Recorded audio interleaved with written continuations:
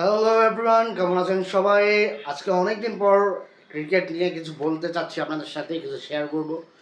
Bangladesh cricket বিশ্বকাপ boycott করেছে, এগুলো নিয়ে আমি আসলে কোনো ভিডিও করিনি, কারণ আমি এগুলো বিষয়ে কোনো প্রকার মতামত দেইনি, কারণ আমি শেষ পর্যন্ত দেখেছি যে কি হয়েছে, কি হবে বা কার ক্ষতি হলো, এগুলো নিয়ে কোনো মতবাদ দেয়নি।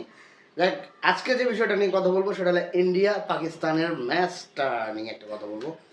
পাকিস্তান প্রথম থেকে বাংলাদেশের সাথে সহানুভূতি বা বাংলাদেশকে সাপোর্ট করে আসছে। যাই হোক, বাংলাদেশের ক্রিকেটের প্রতি তারা সহানুভূতিশীল হয়েছে বলে আমাদের ক্রিকেট ভক্তরা মনে করে, যেটা যাই হোক, আমিও যদিও বা সেটা ওইভাবে মনে করি না। যাই হোক, বাংলাদেশের চ্যাপ্টার বাদ, বাংলাদেশ চ্যাপ্টার একদম ক্লোজ। আমি এখন আজকে কথা বলবো India Pakistan match. India Pakistan এই ম্যাচটা বিশ্বকাপের সবচেয়ে মূল্যবান ম্যাচগুলোর মধ্যে একটা। যাই হোক, এই ম্যাচটা পাকিস্তান বয়কট করার যে ঘোষণা দিচ্ছে, আবার মানে এটা আবার অফিসিয়ালি ঘোষণা এখনো আসে নাই, বা আমাদের বাংলাদেশি মিডিয়া এটাকে অনেকভাবে প্রচার করছে, বিভিন্নভাবে রসালো সংবাদ মাধ্যম প্রচার করছে, রসালো সংবাদ প্রচার করছে। আসলে কি হতে পারে এটা আমি একটু জাস্ট বলে দিই, আপনারা মিলাই নিয়েন। আমার যেটা মনে হয়, পাকিস্তান খেলবে, বিশ্বকাপ শুরু হবে, যেহেতু বাংলাদেশের যেদিন বাংলাদেশ হয়ে গেছে, অ্যানাউন্সমেন্ট হয়ে গেছে স্কটল্যান্ডের, পাকিস্তান বলছে না পাকিস্তান খেলবে না, কিন্তু ওই দিনে কিন্তু পাকিস্তান স্কোয়াড ঘোষণা করছে। এখন আমরা শুনতে পাচ্ছি, মানে গুঞ্জন শুনতে পাচ্ছি যে পাকিস্তান বয়কট করবে ইন্ডিয়ার ম্যাচ।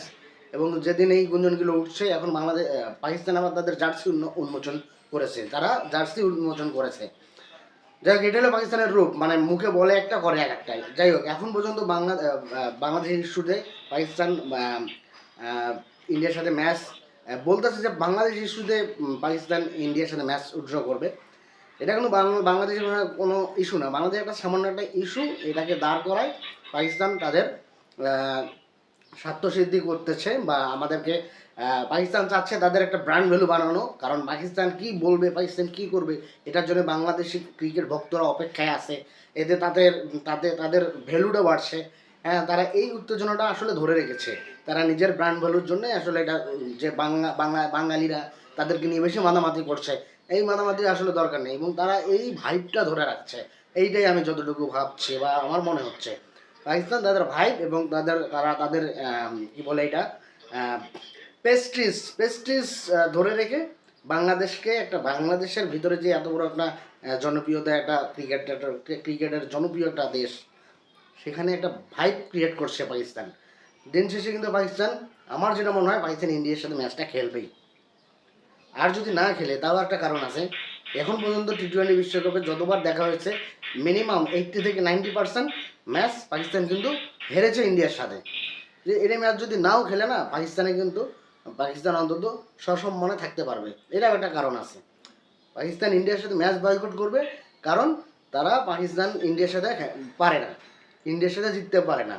হ্যাঁ, সসম্মানে থাকুক, অন্তত গালিগালাজ থেকে বাঁচবে, এই কারণে হইলেও এই ইস্যুটা ধরে, বাংলাদেশের সাথে যে ইস্যুটা আছে সেই ইস্যুটাকে ধরে তারা ম্যাচ বয়কটের একটা ডাক দিয়েছে, এটা একটা কারণ হতে পারে।